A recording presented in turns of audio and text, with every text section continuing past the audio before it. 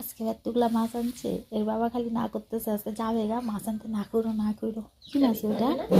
হ্যাঁ ও তো থাকবেই, তোমরা যাবা গা না, ঝামেলা হবে। কি মাছ ওটা? কাল বাউস নাকি? ও ঘৈরল মাছ, একটা নাম শুনছি। তাজা একদম মাছটা। ওইভাবে ভাজা দিতে পারলে তো সুবিধা হতো, কিন্তু আজকে ধরাবো না।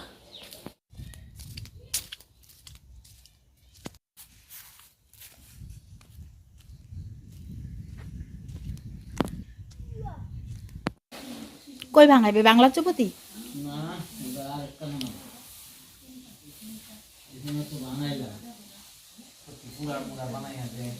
Happy new year my dear friends, welcome back to my family. আশা করি সবাই ভালো আছো, সুস্থ আছো, খুব মজা করে আজকের দিনটা এনজয় করছো। কালকে 31 ডিসেম্বরটাও পিকনিক করে মজা করে কাটিয়েছো। আমার যেহেতু আয়ুষ খুব ছোট, তাই এই দিনগুলো এখন আমার কাছে দূরে রাখাই ভালো। তবে তোমাদের ভিডিওতে তোমাদের আনন্দ, তোমাদের খুশি দেখে বন্ধুরা আমিও কিন্তু সমান খুশি।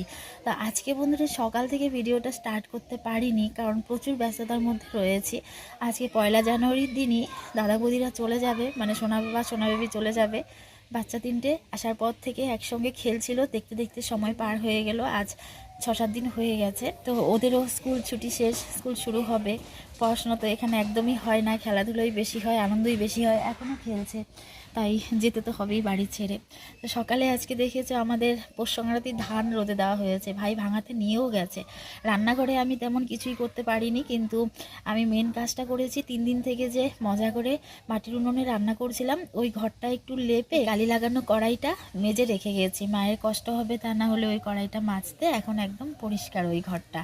খুব মজা লেগেছে, আরও রান্না করতে ইচ্ছে করছে, কিন্তু বৌদি চলে গেলে একা একা তো ওই ঘরে রান্না করা সম্ভব নয়। এখন আয়েশকে রাখার লোকের অভাব নেই, আজকে ওরা চলে যাচ্ছে।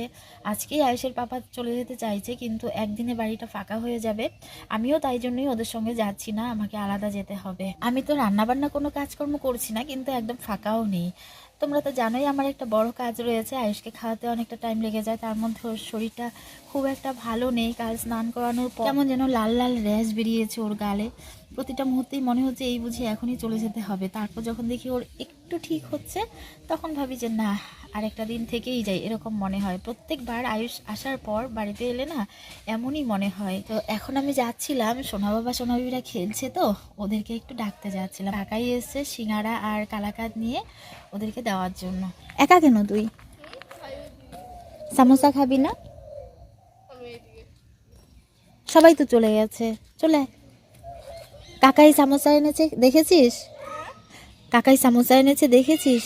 ভাইকে ডাকো, এখন খাবে, পরে তো ভাত খাবে, খেতে পারবে না। নিয়ে আসো ভাইকে। এখানে এলে না খোলামেলা খেলাধুলার জায়গা পায়, তাই এ বাড়িতে এলে ওরাও যেতে চায় না। কাল রাতে সোনা বাবা বায়না করছিল আজকে যাবে না, পরে যাবে।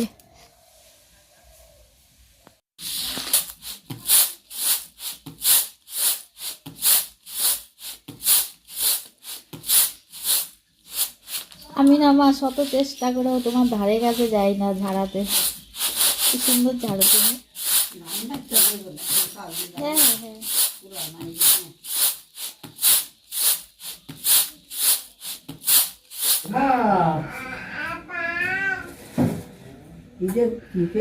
পেয়ারাটা কাটি। রান্নায় ঢুকতে চাইছিলাম, বৌদি দিল না, এতক্ষণ ধরে তো আমার ওই দিকেই গেল গা।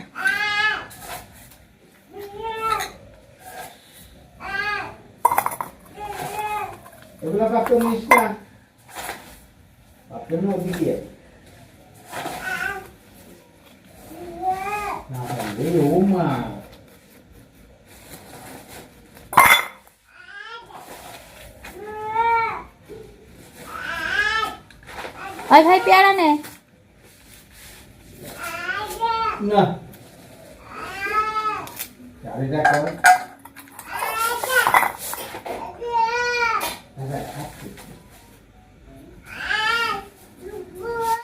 এই ব্যাপারে আমি খুব বেহায়া নির্লজ্জ, ক্যামেরা না ধরে পারি না। আজকে তো ভালো হবে,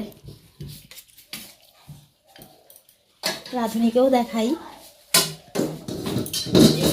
আজকে বন্ধুরা দুটো আইটেমই রান্না হয়েছে, মুগ ডাল ছড়িয়ে লাউ ঘন্ট হয়েছে, আর মাছের ঝোলটা দেখেছো শেষদা মাছ এনেছিল, এখানে গৈরল মাছ বলা হয়, একদমই লোকাল মাছ, বরফের ছাড়া আর কি।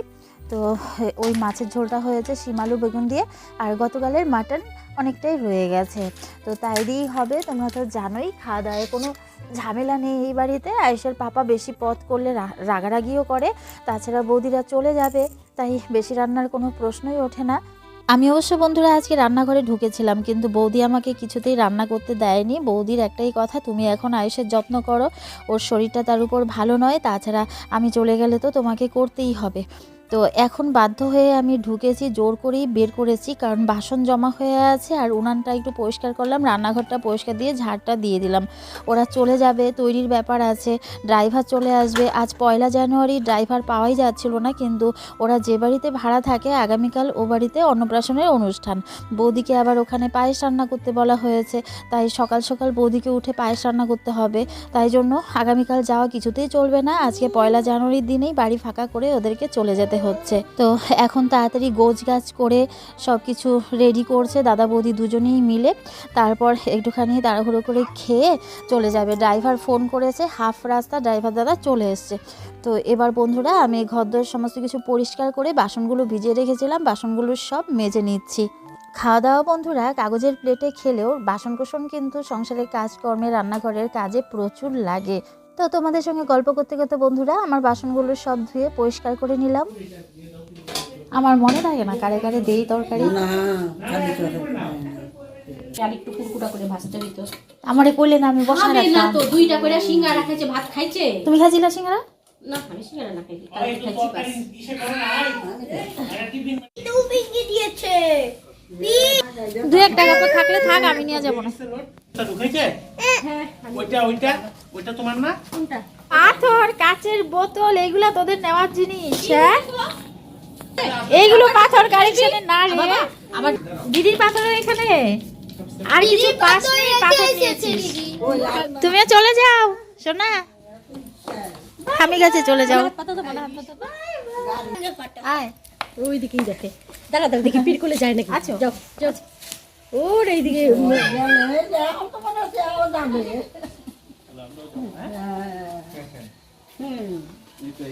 ওই সেজেছে, কি হাওয়া, কানবে তো, এটা খারাপ, চোখে জল।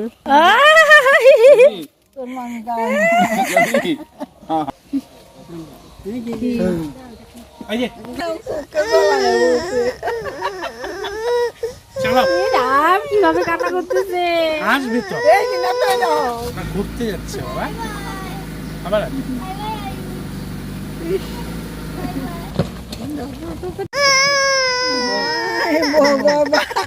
এতগুলো মানুষ বন্ধুরা একসঙ্গে বাড়ি থেকে চলে গেছে, বাড়িটা একদম ফাঁকা হয়ে গেছে, মনটা খুব খারাপ লাগছে। তো এখন সন্ধ্যাবেলায় আমি তোমাদের সামনে এসেছি বন্ধুরা, এই টাইমে আয়েশের পাপার একটু চায়ের নেশা রয়েছে, তাই ওর জন্য একটু চা করে নিয়ে যাচ্ছি। বাবা ছেলে এখানে রয়েছে, সিঙ্গারা ছিল, চা সিঙ্গারা দিলাম, দেওয়ার সঙ্গে সঙ্গে দেখো আয়ুষ কীরকম অঘটন একটা ঘটালো, পুরো চাটা এক ধাক্কা দিয়ে বিছানার মধ্যে ফেলে দিয়েছে। আপাতত আমি ওয়াইপস দিয়ে মুছে দিয়েছি, তারপর আবার নতুন করে চা করে এনে দিয়েছি। তো ওই চা সিঙ্গারা খাওয়ার পর আমি বিছানাটা মানে চাদরটা চেঞ্জ করে দিলাম। বিছানা চাদরটা বন্ধুরা একদমই নোংরা ছিল না। আয়ুষের পাপা যেদিন এসছে সেদিন বিকেলবেলায় পেতেছি। কি করা যাবে, ছোট বাচ্চা থাকলে এরকম এক্সট্রা কাজ করতেই হয়। তো বন্ধুরা এবার চলে যাচ্ছি আমি আমাদের মাটির রান্নাঘরটাতে। এই যে দেখো বলেছিলাম না লেপেছি সকালবেলায়, ভালো মতো লেপতে পারিনি কারণ এঁটেল মাটি ছিল না। তো দেখো এক ক্যান ভর্তি করে দুধ নিয়ে এসে এই দুধটা আমি যে কড়াইটা মেজেছিলাম ওই কড়াইয়ে ঢেলে একদম মাটির উনুনে বসিয়ে দিয়েছি। মাটির উনুনে কেন সেটা একটু বাদেই তোমরা দেখতে পারবে। তোমাদের বলেই দিচ্ছি, আয়ুষের পাপা না দুধের নাড়ু আমার মায়ের হাতে খেতে খুব ভালোবাসে। এটা তো খুব সময় সাপেক্ষ, আর এটা না গ্যাস ওভেনের চাইতে মাটির ওভেনেই বেশি টেস্টি হয়। তো এটা এতটা পরিমাণে দুধ, মানে 2.5 লিটার দুধ, এখানে 3 লিটার এনেছিল, 1/2 লিটার চায়ের জন্য রাখা হয়েছে। আর আমি খাই জানোই, আর বাকি পুরোটাই দিয়ে দেওয়া হয়েছে কারণ কাল সকালে আবার দুধ নিয়ে আসবে ভাই। তো এটা শুকোতে অনেকটা টাইম লাগবে, তাই মাকে বললাম তুমি এখন শুয়ে থাকো, আমি এটা মোটামুটি হাফের বেশি শুকিয়ে তারপর তোমাকে ডাকবো। আয়ুষের পাপাও এসে বসেছে, ফুলদা ছিল কিছুক্ষণ, ও তো ম্যাচেস ধরাতে দেয় না কাউকে, ও ম্যাচেস ধরিয়ে দিয়েছে। তারপর উনুন পাড়ে কিছুক্ষণ বসে আগুন তাপিয়েছে। তো ও চলে গেল। আয়ুষের পাপা আর আমি গল্প করতে করতে বন্ধুরা প্রায় অনেকটা পরিমাণে দুধ শুকিয়ে নিয়ে তারপর মাকে ডেকেছি। আমি পরে রান্নাঘরে গিয়ে আয়ুষের পাপার জন্য 2টো রুটি করেছি। সবজি টবজি তো সব ছিলই, ও রুটি খেতেই রাতেবেলায় বেশি ভালোবাসে। এখানে আমার রুটি যদিও মায়ের হাতের মতো হয় না, তবুও করেছি, মোটামুটি হয়েছে, খারাপ হয়নি। তো এবার শেষটা তো আমার দ্বারা সম্ভব নয়, আমি অতটা এক্সপার্ট নই, তাই মাকে দায়িত্বটা দিয়ে দিলাম। এটা মা তৈরি করতো গতকাল, কিন্তু গতকাল আমাদের যেখান থেকে দুধ আনা হয় ওরা দুধ পুরোটা রাখেনি, বিক্রি করে দিয়েছিল। তো অনেকটা পরিমাণে দুধ ছাড়া তো হবে না, তাই গতকাল আর হয়নি। তাই আজকে না বন্ধুরা এত সুন্দর রেসিপিটা তৈরি করতে মনটা কেমন যেন লাগছে। যদিও শেষ দাও মিষ্টি খাওয়া ছেড়ে দিয়েছে, বাচ্চাগুলোও এসব পছন্দ করে না, তবু বাড়ির মানুষ চলে গেছে, আজকে দিনে বানাতে মনটা কেমন যেন লাগছে। তো পাঠিয়ে দেবো, আগামীকাল যাবে তো আয়ুষের পাপা, ওখান থেকে পাঠিয়ে দেবো। তো বন্ধুরা দুর্দান্ত হয়েছিল খেতে। তো বন্ধুরা আমার মায়ের হাতের এই অসাধারণ রেসিপিটা দিয়ে আজকের ব্লগটা শেষ করলাম। তোমাদের যদি ভিডিওটা একটুও ভালো লেগে থাকে প্লিজ তোমরা সবাই আমার সাপোর্ট করে আমার পাশে থেকো। আবার নতুন ব্লগে দেখা হচ্ছে, তোমরা সবাই ভালো থেকো, সুস্থ থেকো, সবাইকে tata, bye bye, good night, sweet dream.